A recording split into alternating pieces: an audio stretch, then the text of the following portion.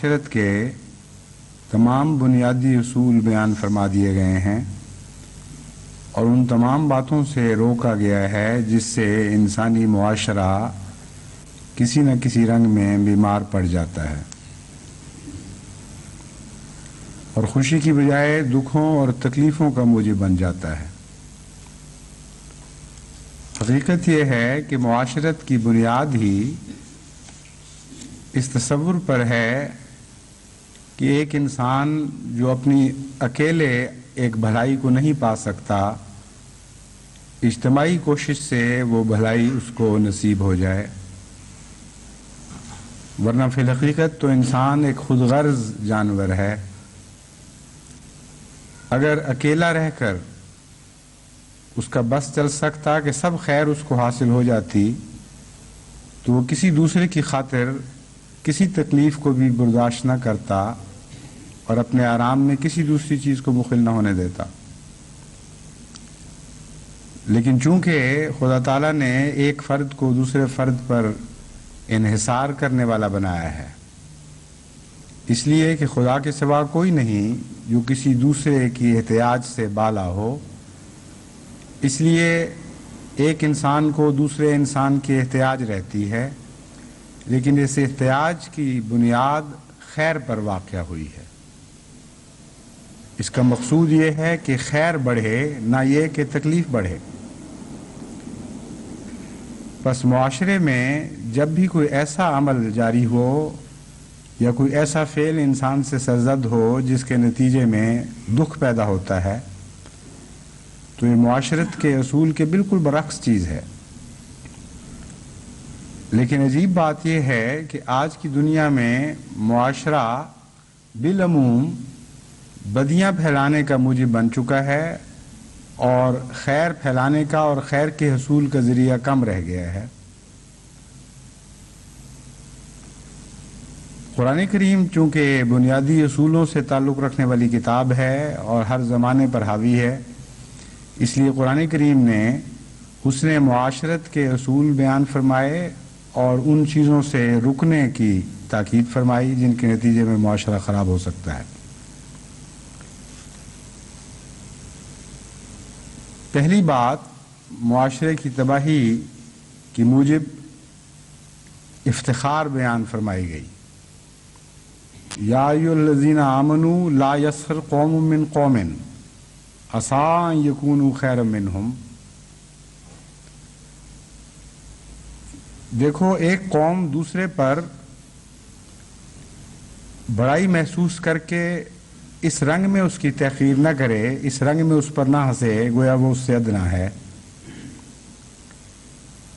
بظاہر تو یہ ایک چھوٹی سی بات ہے، لیکن آج کی دنیا میں، خصوصاً مغربی دنیا میں، اس آیت کا یہ ٹکڑا بڑی شدت کے ساتھ عمل دکھا رہا ہے۔ ساؤتھ افریقہ میں جتنے بھی دکھ پھیلے ہیں اور ابھی تک ساؤتھ افریقہ جن دکھوں سے گزر رہا ہے، اس کی بنیاد یہی قومی تفاخر ہے۔ ایک قوم کو خیال ہے کہ وہ دوسری قوم سے بہتر ہے۔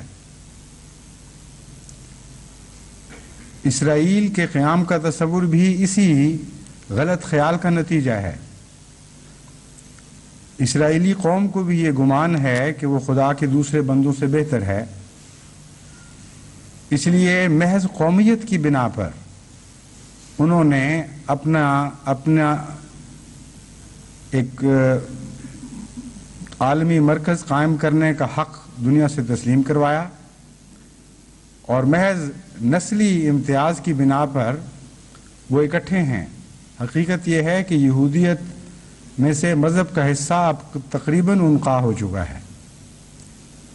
ایک نسل کے فخر کا ایک احساس ان کے دلوں میں ایسا شدت کے ساتھ پایا جاتا ہے کہ آج دنیا پر جو تفوق چاہتے ہیں، جو تسلط پیدا کرنا چاہتے ہیں، خالصتاً نسلی امتیاز کے نظریے پر یہ کوشش کی جا رہی ہے، اور وہ سمجھتے ہیں کہ وہ ایسی اعلیٰ نسل کے لوگ ہیں کہ تمام دنیا پر حکومت کا حق رکھتے ہیں۔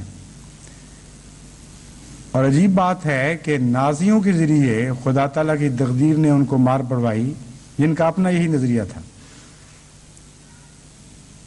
بعض کے ذریعے بعض کو جب خدا سزا دلواتا ہے تو ویسے ہی بعض چنتا ہے ان کے لیے.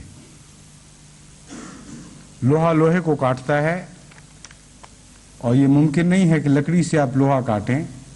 اس لیے جب ایک بد کو دوسرے بد سے سزا دلوانی ہو تو ان میں ایک ہی جیسی خصلتیں پائی جاتی ہیں. ایسی خصلتوں کے لوگ خدا اختیار فرماتا ہے جو کسی دوسرے بد کے پلے کے ہوں، اسے جس طرح خدا کی تقدیر چاہے سزا دے بھی سکتے ہوں. اسی طرح مغربی ممالک میں جو نسلی امتیاز کے نتیجے میں آئے دن لڑائیاں ہوتی ہیں، قتل و غارت ہوتے ہیں، ہندوستان میں کیا ہو رہا ہے، مغربی جرمنی میں کیا ہو رہا ہے، دیگر ممالک میں کیا ہو رہا ہے، ان سب کی بنیاد یہی نسلی تفاخر کا تصور ہے. اشتراکی دنیا جو دو نیم ہو چکی ہے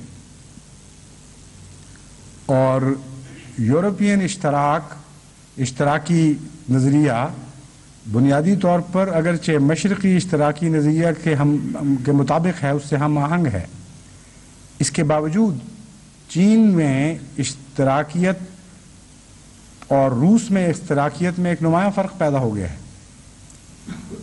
چینی اشتراکیت روسی اشتراکیت کے ساتھ ہاتھ میں ہاتھ ڈال کر نہیں آگے بڑھ سکتی.